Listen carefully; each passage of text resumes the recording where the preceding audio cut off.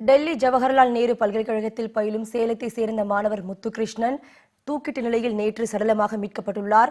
அவர் எப்படி இறந்தார் என்பது குறித்து அவருடைய தோழியான மஞ்சுபிரியா அவரிடம் கேட்கலாம். மஞ்சுபிரியா, வணக்கம். முத்துகிருஷ்ணன் அவர்கள் எதற்காக தற்கொலை செய்து கொண்டார்கள்?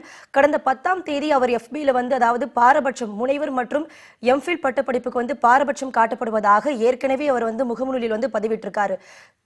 தூக்கிட்டு தற்கொலை செய்து கொள்ள காரணம் என்ன? அவர் படிப்பில் எப்படி படிப்பாரு? சகஜமான முறையில் மற்ற நண்பர்களோடு பழகுவாரா? அது பற்றிய தகவல்களை பதிவு செய்யலாமா? வணக்கம்.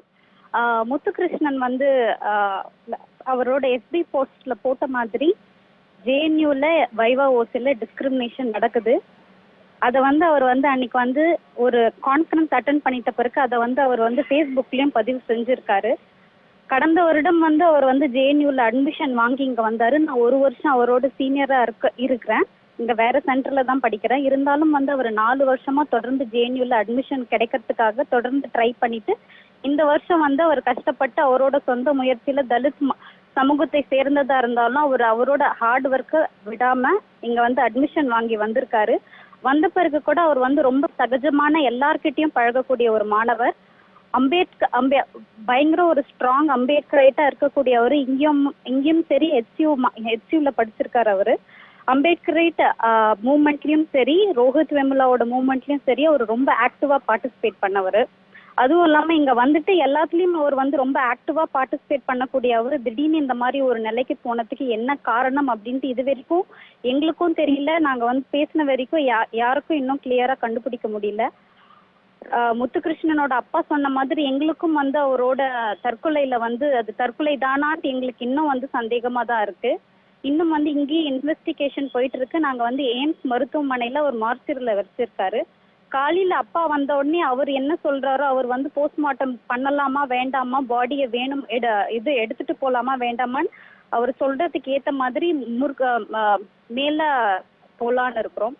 இது வரைக்கும் இன்வெஸ்டிகேஷன் படி எதுவும் கரெக்டா தெரியல. ஆனா மீடியாலயும் சரி மற்றவங்க எல்லாரும் பரப்பக்கூடிய இன்ஃபர்மேஷன் என்னன்னா தலித் மாணவர்களா இருந்தா அவங்க டிப்ரெஷனாலதான் சூசைட் பண்ணிப்பாங்கன்ற ஒரு இது ரோஹித் வேமுலா கேஸ்லயும் சரி இப்பவும் சரி எப்பவுமே இந்த மாதிரி ஏதாவது ஒரு பிரச்சனையாலதான் ஒரு தலித் மாணவர் சூசைட் பண்ணுவாங்கன்ட்டு அவங்க சொல்லிட்டு இருக்கிறது நாங்க கண்டனம் தெரிவிக்கிறோம்.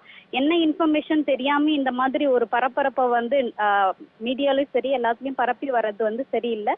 இன்வெஸ்டிகேஷனுக்கு பார்த்து இங்க மாணவர்கள் எல்லாரும் எய்ம்ஸ் மருத்துவமனையில இருக்கிறோம். யூனிவர்சிட்டியிலும் எல்லாரும் இந்த கேஸை பாக்குறதுக்கு நாங்க ஃபேக்கல்டிஸ் கிட்டையும் இது வச்சிருக்கிறோம்.